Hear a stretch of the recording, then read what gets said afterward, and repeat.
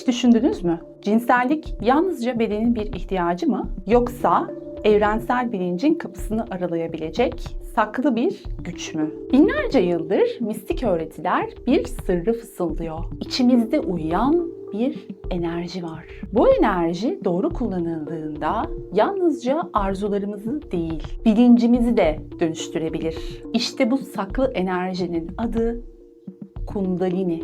Bugün bedenimizin derinliklerinde saklı bu kadim enerjiyi konuşacağız. Ve evet, konumuz cinsel enerjiyle ruhsal uyanış mümkün mü?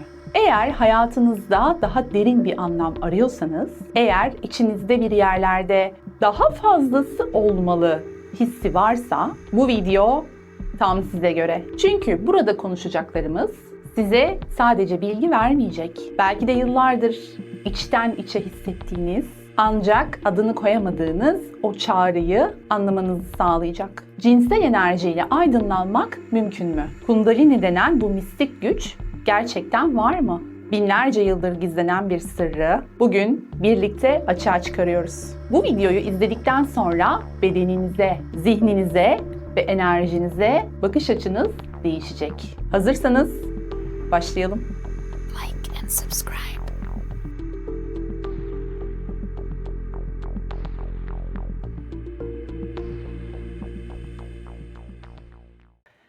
Çoğumuz cinsel enerjiyi yalnızca fiziksel bir dürtü olarak tanıyoruz.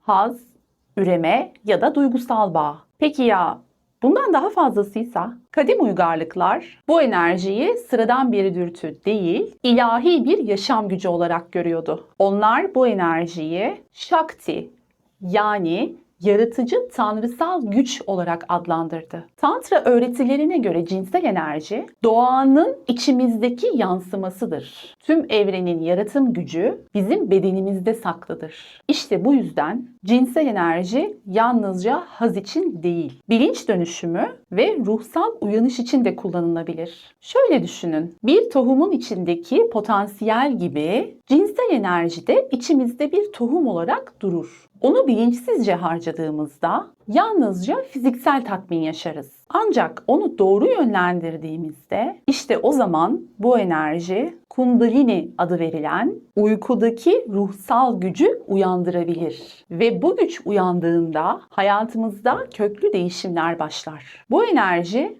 sanıldığının aksine bastırılması gereken değil, saygı duyulması ve bilinçle yönlendirilmesi gereken kutsal bir kaynaktır. Cinsel enerji, yaratım, ilham, sezgi, sevgi ve ruhsal bağlantının merkezidir. Ve biz bu enerjiyi ne kadar bilinçli kullanırsak hayatla, kendimizle ve evrenle o kadar derin bir bağ kurabiliriz. Prana, Hint metafiziğinde yaşam nefesi anlamına gelir. Tüm canlıları ayakta tutan enerji akışıdır. Ojas, yoga felsefesinde hayat iksiri ya da ruhsal öz olarak tanımlanır. Cinsel enerjinin en rafine halidir ve bağışıklığı, dayanıklılığı ve zihinsel berraklığı besler. Geleneksel Ayurveda metinlerine göre düzenli olarak fazlasıyla harcanan cinsel enerji ocası tüketir ve zamanla zihinsel sis, yorgunluk ve duygusal dengesizliklere yol açar. Prana ve ojas cinsel enerjinin iki yüzüdür. Biri hayatı harekete geçirir, diğeri onu kutsallaştırır.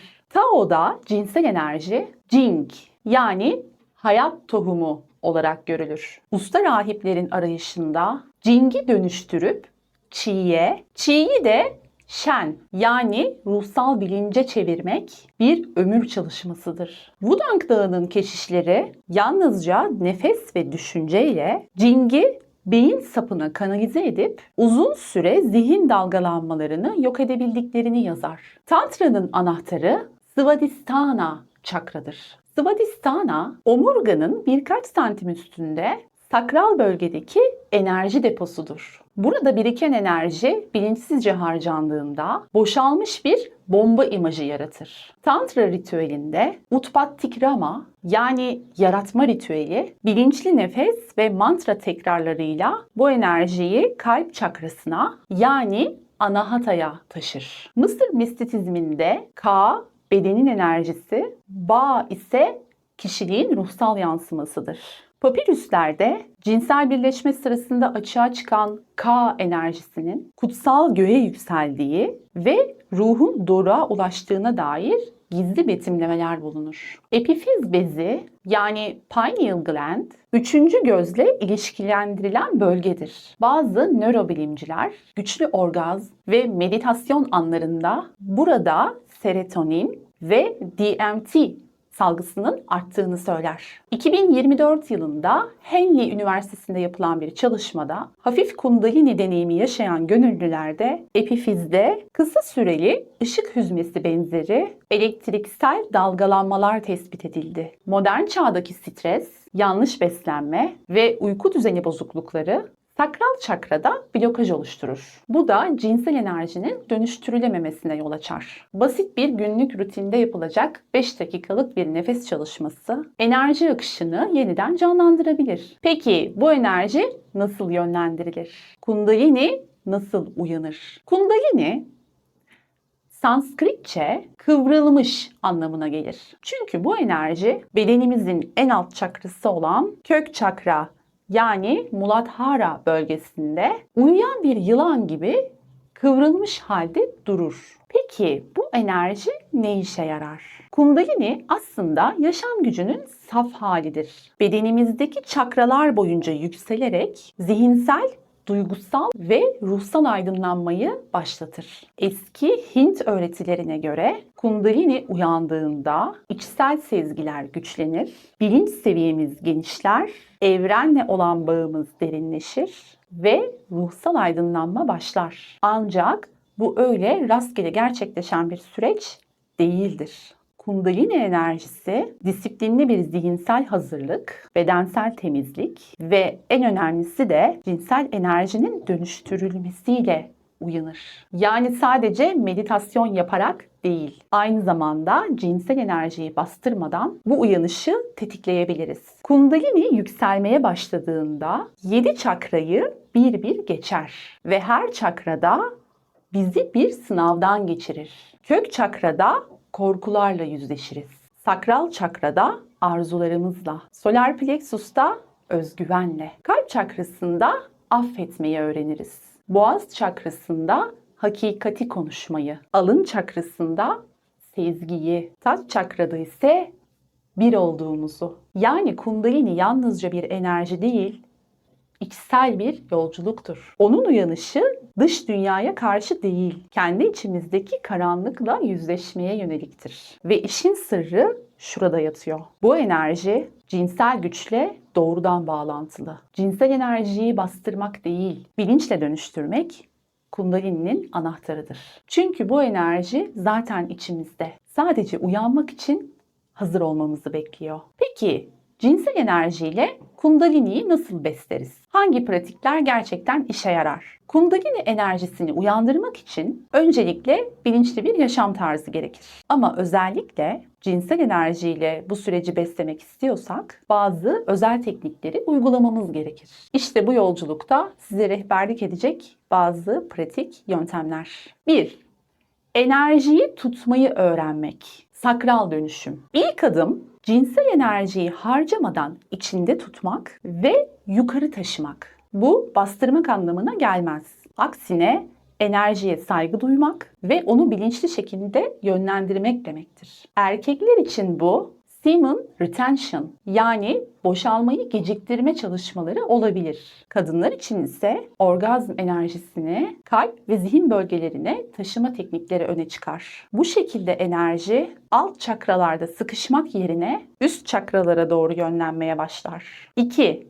Nefes teknikleri. Pranayama. Nefes enerjinin taşıyıcısıdır. Özellikle Kapalabhati ve Nadi Shodhana gibi nefes teknikleri Kundalini uyanışında çok etkilidir. Bu tekniklerle bedenin enerji kanalları temizlenir ve cinsel enerji yukarıya doğru akmaya başlar. Sabahları 5-10 dakikalık düzenli nefes çalışması bile haftalar içinde fark yaratır. 3. Mula Bandha, enerji kilidi. Mula Bandha, pelvik tabanı kasarak yapılan özel bir enerji kilididir. Bu kasları kasıp bırakmak enerjinin yukarı doğru itilmesini sağlar. Hem meditasyon esnasında hem de gün içerisinde uygulanabilir. Bu pratik kök çakradaki enerjiyi aktive eder ve kundaliniyi uyandırmaya başlar. 4. Meditasyon ve görselleştirme. Meditasyon yaparken kundalininin omurgadan yukarı yükseldiğini hayal etmek çok güçlüdür. Özellikle omurga boyunca spiral bir ışığın yükseldiğini zihnimizde canlandırmak enerjiyi yönlendirmemize yardımcı olur. Ayrıca lam, vam, ram, yam, ham, om, aum gibi çakra mantralarıyla yapılan meditasyonlar da bu süreci destekler. 5. Duygusal temizlik ve niyet. Unutmayın, bu enerjinin uyanışı bedensel değil, duygusal bir dönüşüm de ister. Bastırılmış öfke, suçluluk, utanç gibi duygular alt çakraları bloke eder. Bu yüzden farkındalık, affetme çalışmaları, içsel yüzleşmeler ve arınma süreci çok önemlidir. Ne kadar pratik yaparsanız yapın, kundalini uyanışı kalpten bir niyet olmadan gerçekleşmez. Bu teknikler yalnızca başlangıç. Ancak onları düzenli uygularsanız kısa sürede enerjinin yön değiştirdiğini fark edeceksiniz. Ve işte o zaman bedeniniz, zihniniz ve ruhunuz bir bütün olarak uyanmaya başlayacak. Peki bu uyanış başladığında neler yaşanır? Gerçek bir kundalini uyanışı nasıl hissedilir? Kundalini uyanışı başladığında artık hayat eskisi gibi kalamaz. Çünkü bu enerji sizi öz benliğinize geri götürmek için her şeyi değiştirmeye başlar. Peki bu süreçte neler olur? İşte en sık yaşanan belirtiler. Fiziksel titreşimler, omurgada ısı artışı, karıncalanma, bazen elektrik çarpmasına benzer titreşimler. Yoğun duygular, aniden gelen ağlama, kahkaha, öfke ya da nedensiz bir huzur hali. Yani bastırılmış duygular yüzeye çıkar. Zihinsel açılmalar, yeni sezgiler, telepatik hisler, artan farkındalık. Ben kimim sorusu daha yoğun bir şekilde sorulmaya başlanır.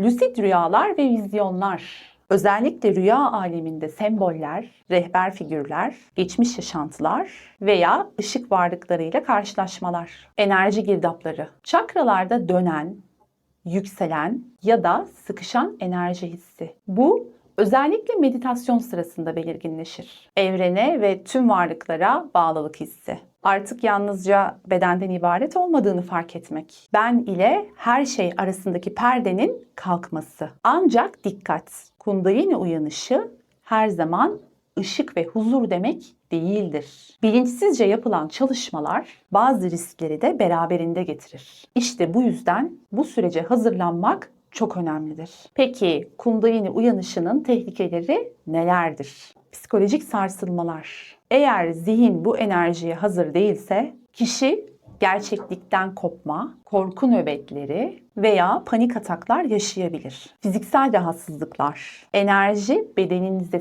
sığmadığında uykusuzluk, sindirim problemleri, baş ağrıları gibi belirtiler ortaya çıkabilir. Ruhsal yanılsamalar. Ego devreye girerse kişi kendini seçilmiş kişi olarak görebilir. Bu da spiritüel kibir ve yalnızlaşmaya neden olur. Bu yüzden kundalini yolculuğu rehbersiz bir tırmanış değil, derin bir içsel hazırlıkla çıkılan bir dağ yoludur. Ve bu yolun sonunda gerçek sana ulaşırsın. Cinsel enerji bu yolculukta yalnızca bir başlangıçtır. Onu bastırmadan, dönüştürerek içsel ateşini kutsal ışığa çevirdiğinde kundalini uyanır. Ve hayatında artık hiçbir şey eskisi gibi olmaz.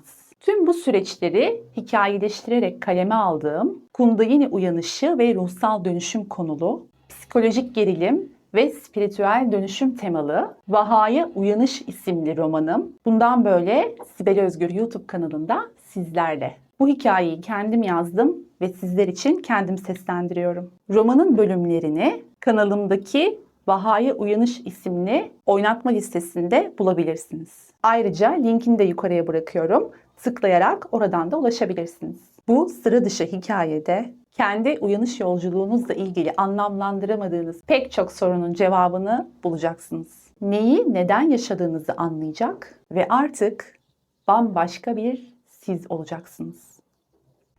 Siz de bu enerjiyi hissetmeye başladıysanız belki de uyanış kapınızda bekliyordur. Bu videoda anlattıklarımız yalnızca bir girişti. Bu konuda daha fazla içerik üretmeye devam edeceğim. Videoları kaçırmamak için kanala abone olmayı, bildirimlerinizi açmayı, videoları beğenmeyi ve değerli görüşlerinizi yorumlar bölümünde bizimle paylaşmayı unutmayın. Bu kadim sırrı birlikte çözmeye devam edelim. Kundalini seni çağırıyor. Peki ya sen? Hazır mısın? Bir sonraki videoda görüşene dek hoşça kalın. Like and subscribe.